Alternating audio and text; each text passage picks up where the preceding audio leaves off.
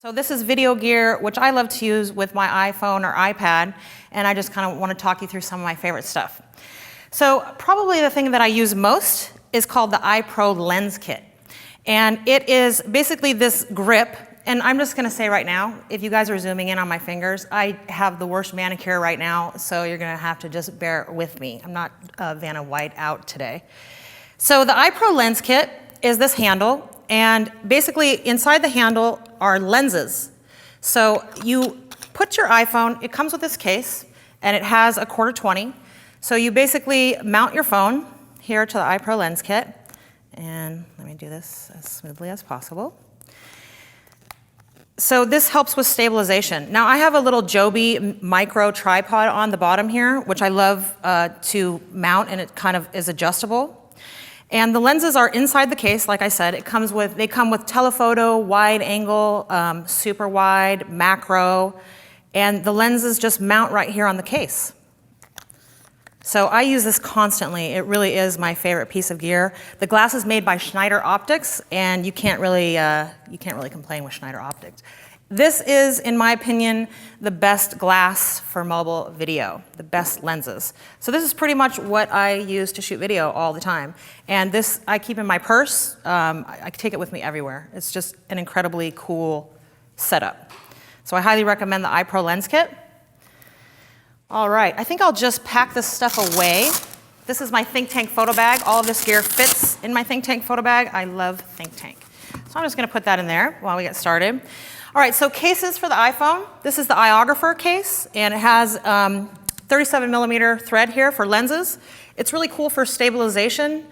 It gives you a lot more control. iPhones are really kind of, they're not very stable, and your footage usually has some issues unless you find 3 points of contact. Also has some cold shoe mounts up here, which is great for microphones. So I like the iOgrapher case for the iPhone as well. We also have a smart focus case. This is also with the 37mm lens thread, and we have some mounts on the bottom as well. So that is a cool case for the iPhone. This is ActionLive Media. This is the MCam light, and this is a really heavy piece of metal, so it gives a lot of stabilization just because of the weight. Also has a cold shoe mount and the lens thread, and it is just a very cool case as well. So moving on to the iPad. Here is the iOgrapher case for the iPad. Now for mobile video, I really appreciate shooting with an iPad. Now I know the camera is not necessarily as good as the iPhone, especially the 5S, but it is just so much more stable to hold this. And it's just really easy. It's easy to do pans. It's easy to take mobile video with an iPad. It also has the 37mm thread and several mounts on the bottom, as well as the 1/4-20 mount on the bottom for your tripod. So this I carry a lot, and like fits right in any bag just like that. So you are mobile phone ready. This is called the Padcaster.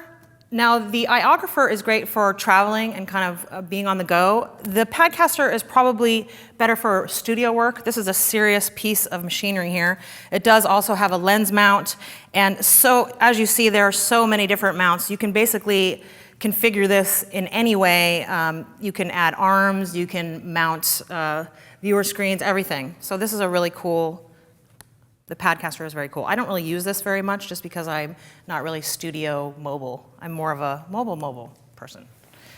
Now here's all the glass that I was telling you is the 37mm glass. A lot of different companies make this and make these types of lenses.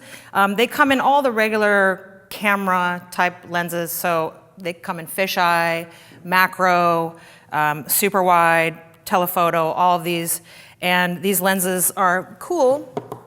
So we would just mount these right here on the thread, and there you have a lens. Really portable, and just gives you a lot of cool options as far as shooting. One thing about shooting mobile that I will say is it's a lot less in your face than having a huge DSLR when you're trying to film people, or when you're traveling and you're filming. People know you are, and they're intimidated by a DSLR with a mic and tripod and all of that. When you pull out just a little iOgrapher, they're interested, but I feel like they're less intimidated by a phone or less intimidated by an iPad especially traveling. So I just find that to be really true. All right, so a lot of audio options as well. I probably prefer this Rode Smartlav over all of the booms just because it has the best audio. And this plugs right into the iPhone. The only problem with a mic like this is that the cord is only about 4 feet long.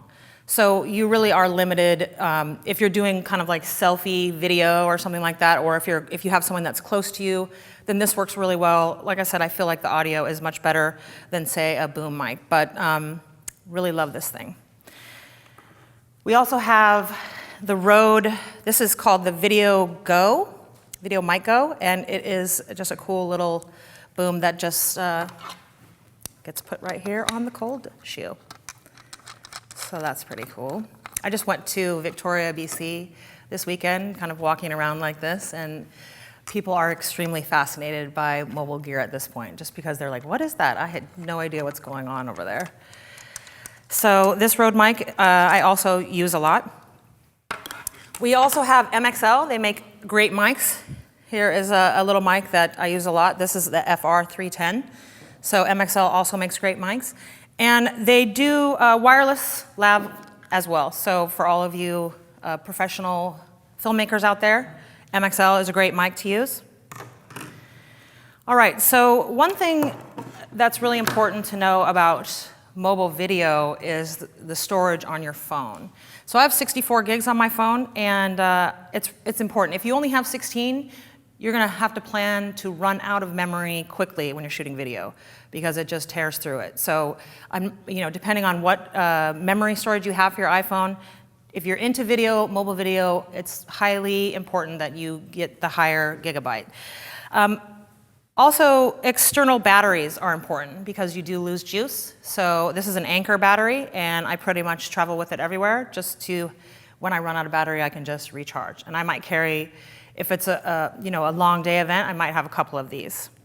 So the Anker battery. And then also, just remembering, if you do have a smaller gig phone, just take a G-RAID or take some sort of drive with you so that you can just offload your video and free up more storage on a regular basis.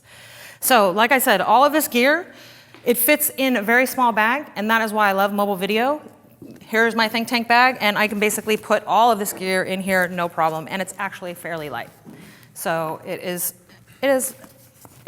one of my favorite things to do, and I'm getting more and more into it.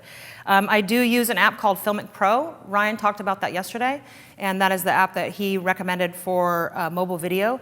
It's cool because you have separate reticles for exposure and focus, a lot of audio options, image stabilization. It basically is the most professional video that you can get for mobile devices using the Filmic Pro app. Right now, I've put a blog post up on Filmic Pro website. I actually work for them as well. So you can find all this video gear on filmicpro.com/blog if you guys want to check out any of this stuff. So that's pretty much what I have. I don't know if you guys want to talk about mobile video, or if you guys are into it, or if you've been practicing or trying it out. What do you guys think? Anyone want to talk about mobile video? The Islands Pro to Go, where you put the tripod, is that like a standard screw that you could put on a light stand or something? Absolutely, yeah. It's a 1/4-20. They're basically, you can use them, with your a tripod plate, you can pretty much mount them to any tripod, which is cool. Anyone else have any questions? Yes. Do you have any examples of some of the videos shot with those lenses on the blog? Absolutely, absolutely. There's cool. a ton of videos on the Filmic Pro site that are pretty much all made with mobile devices, so you can see. A lot of times, Ryan showed yesterday the difference between different cameras, and you know how you were all guessing, and it isn't as easy to tell. Obviously, with the high production value of the videos that he is making, there is a difference between mobile video. But the cool part about it is that it is mobile, and it isn't a lot of gear, and it is light, and you can take it everywhere. And most importantly, you always have your phone on you. So it is not a matter of being prepared. It's a matter of, like I said, I have this iPro lens kit in my purse. Anytime something happens, I have a pretty cool video camera on my person. So that is one of the biggest benefits to that. So pretty cool.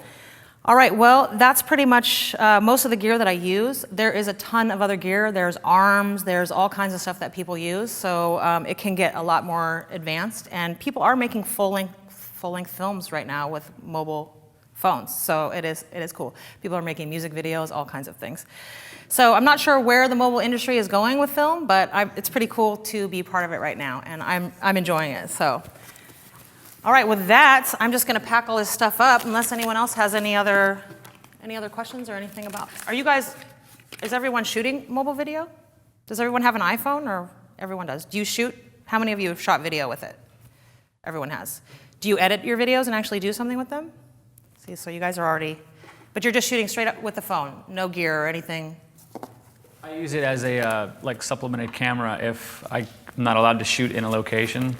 So I shot a documentary where we were in India. We weren't allowed to go into the mall and shoot with our cameras.